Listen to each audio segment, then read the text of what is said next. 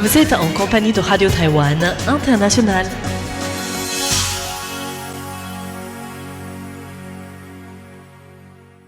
Bonjour et bienvenue sur les ondes françaises de Radio Taïwan International en ce mardi 18 août 2026.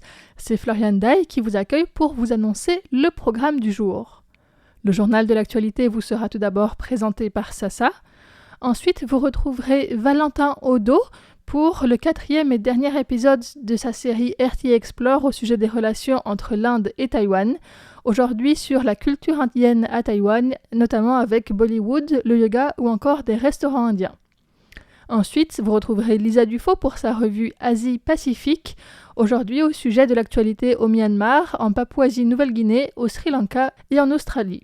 Et enfin, pour clore ce programme, si vous nous suivez sur Internet, vous pourrez également entendre Clément Tricot dans son émission La Ville en pratique, qui propose aujourd'hui une revue de presse au sujet de la chouette et des semi-conducteurs, d'une exposition ou encore d'architecture. Je vous souhaite une excellente écoute et vous laisse tout de suite en compagnie de Sasa pour le journal de l'actualité dont voici les principaux titres. Vive protestation de Taïwan suite au changement de nom du pavillon taïwanais à la Biennale de Gwangju.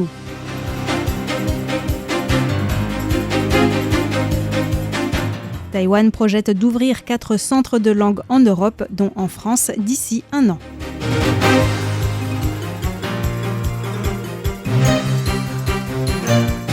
Le président Lai Ching-te annonce qu'une distribution de $10,000 taïwanais à chaque citoyen sera prévue dans le projet de budget 2027.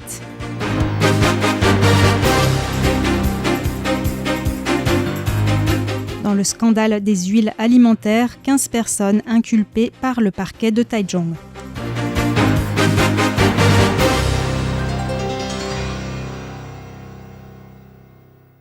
Vive protestation de Taïwan suite au changement de nom du pavillon taïwanais à la Biennale de Gwangju. La Biennale de Gwangju en Corée du Sud, qui se tiendra du 5 septembre au 15 novembre, est au cœur d'une polémique suite au changement de nom du pavillon de Taïwan. Hier 17 août, le ministère taïwanais de la Culture a publié un communiqué condamnant fermement l'organisateur, la fondation de la Biennale de Gwangju, pour avoir unilatéralement renommé le pavillon de Taïwan en pavillon du Musée national des beaux-arts de Taïwan. Outre les répercussions en termes de visibilité, ce changement a aussi des répercussions sur la participation des artistes, les empêchant de remplir leur contrat. Le ministère a réitéré sa plus vive protestation, soulignant son engagement à participer sous l'appellation pavillon de Taïwan et précisant qu'en l'absence de réponse positive, il n'exclurait pas d'entreprendre toutes les démarches nécessaires pour défendre ses droits.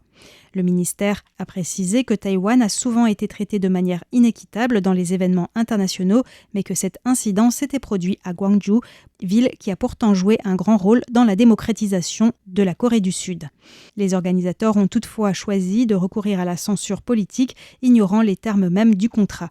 Le ministère de la Culture a dénoncé cette décision comme une trahison des valeurs fondamentales et de l'esprit de la démocratie sud-coréenne. Par ailleurs, les commissaires d'exposition et les artistes taïwanais participants ont publié une déclaration commune pour s'opposer à ce changement de nom unilatéral effectué sans consultation ni consentement des équipes participantes. Jusqu'à présent, les organisateurs de la Biennale n'ont toujours pas réagi. Taïwan projette d'ouvrir 4 centres de langue en Europe, dont en France, d'ici un an. Alors qu'il effectuait une visite en Pologne en juin dernier, le ministre taïwanais des Affaires étrangères Lin Jialong avait annoncé l'établissement de centres linguistiques de Taïwan dans 4 pays européens, la France, l'Allemagne, la Pologne et la République tchèque.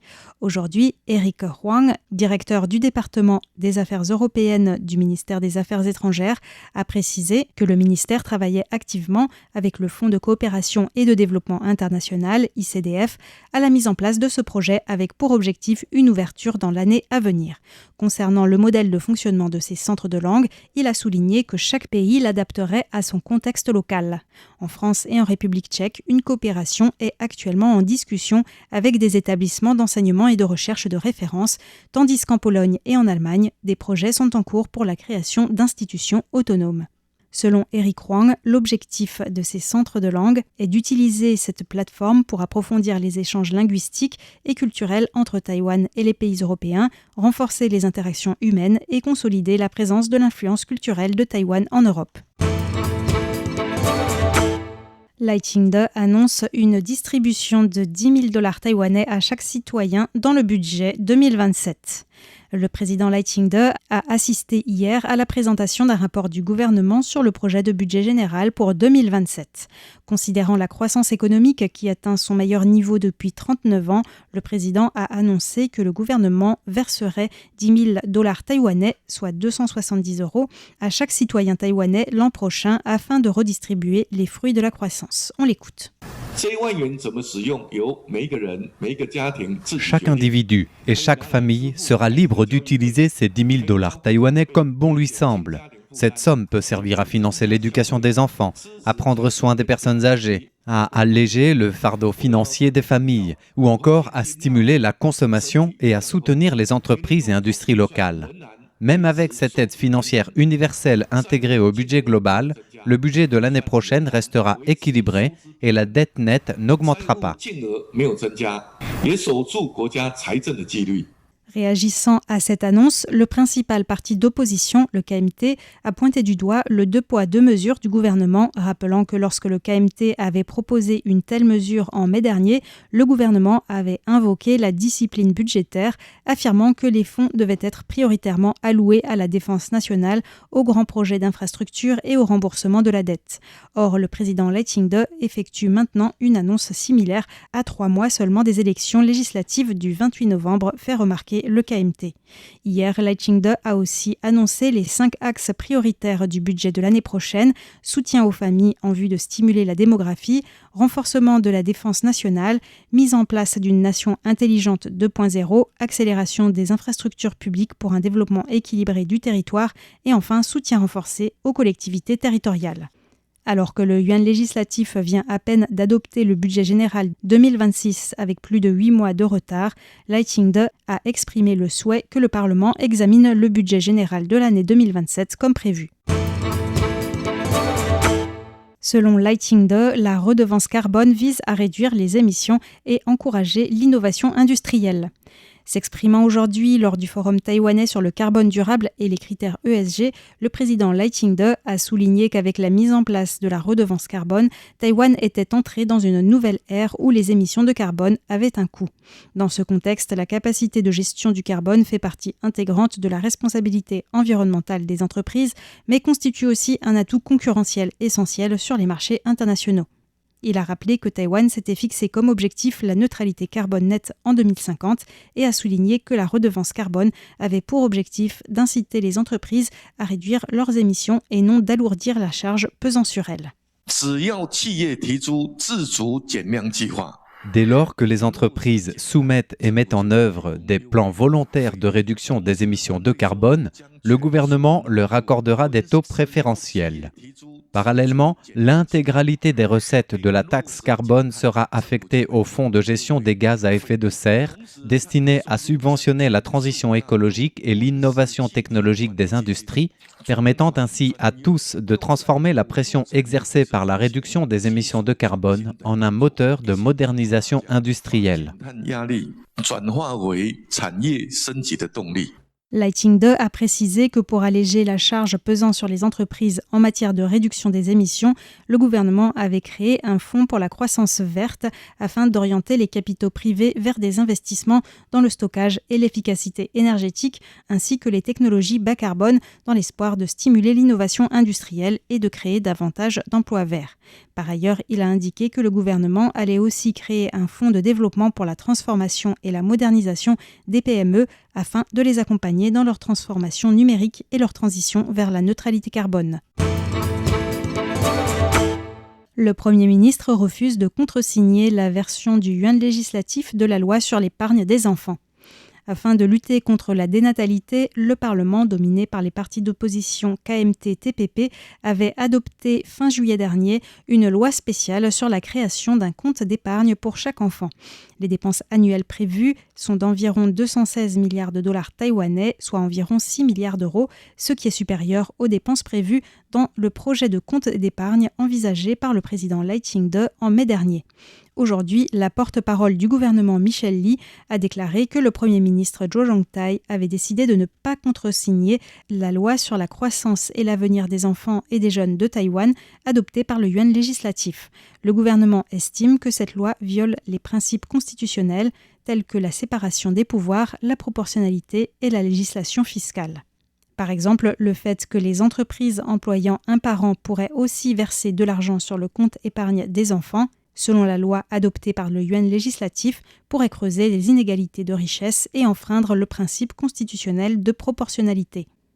En outre, Michelle Lee a précisé que les dispositions votées par le yuan législatif pourraient affecter les 18 mesures du plan du président Lai Ching-te qui sont interdépendantes. Cela pourrait potentiellement engendrer une imprécision quant à la responsabilité des résultats de cette politique, ce qui empiète sur le pouvoir exécutif, violant le principe constitutionnel de séparation des pouvoirs selon le Premier ministre. Les partis d'opposition ont vivement réagi. Selon le KMT, ce refus du Premier ministre de contresigner la loi adoptée par le yuan législatif ne relèverait pas d'un différend constitutionnel, mais constituerait une preuve du refus persistant de la part du gouvernement de reconnaître la majorité parlementaire et du mépris envers le Parlement. Quant au Parti populaire taïwanais, il estime que le Premier ministre devrait plutôt demander un réexamen plutôt que de refuser de contresigner les lois adoptées par le yuan législatif. Scandale des huiles alimentaires, 15 personnes inculpées par le parquet de Taichung. Suite au scandale des huiles contaminées au benzopyrène, un agent cancérogène, le parquet de Taichung avait mené des perquisitions dans les locaux de l'entreprise Central Union Oil et auprès des 3 sociétés en aval qui avaient acheté ces huiles pour produire leurs propres marchandises. Au cours de l'enquête, le parquet de Taichung a découvert que l'entreprise Central Union Oil avait assoupli ses normes de qualité des matières premières concernant les graines de soja endommagées par la chaleur, ce qui a entraîné une contamination au benzopyrène à des niveaux dépassant les normes. L'entreprise a omis d'en informer les entreprises en aval et a continué à commercialiser ses produits. Les 3 sociétés en aval, informées des problèmes de contamination en mai et juin, n'ont pas informé les autorités compétentes ni retiré les produits de la vente à temps. Ils sont même soupçonnés d'avoir continué à reconditionner, mélanger ou vendre des produits fabriqués avec cette huile problématique à des fabricants de produits alimentaires, des restaurateurs et des consommateurs. Ainsi, le parquet de Taichung a inculpé ce 18 août pour violation de la loi sur la sécurité alimentaire et faux et usage de faux 15 personnes des 4 entreprises en question, dont le président de Central Union Oil, Tsai Ching-song, et les dirigeants des 3 sociétés en aval. Le parquet a en outre requis des peines très sévères. 2 arrestations pour suspicion de puces chinoises dans des drones de défense. L'entreprise Hangdian Technology avait remporté l'appel d'offres pour l'acquisition de drones du 8e corps de l'armée l'année dernière. Cependant, son PDG, Zhang Dongling, et un superviseur technique de l'entreprise Real Plus Technology, dénommé Luo, sont soupçonnés d'avoir acquis des composants dont les puces et les cartes de vol pour drones, conditionnés ou manufacturés en Chine, en vue de leur assemblage. Par la suite, ils ont livré les drones à l'armée en masquant les marques d'origine et en fournissant de faux certificats, puisqu'à Taïwan, les composants chinois dans les drones de défense sont interdits.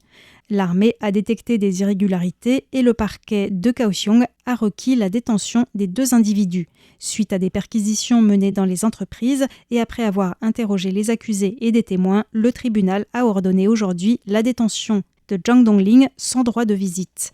Aux côtés de M. Luo, ils seront tous les 2 jugés pour infraction à la loi sur la sécurité nationale, pour avoir fourni des équipements chinois à l'armée taïwanaise et pour infraction au code pénal pour tentative d'escroquerie. C'était le journal de l'actualité taïwanaise du mardi 18 août 2026, présenté par Sasa. Merci beaucoup de votre écoute. Je vous invite à rester en notre compagnie sur Radio Taïwan International.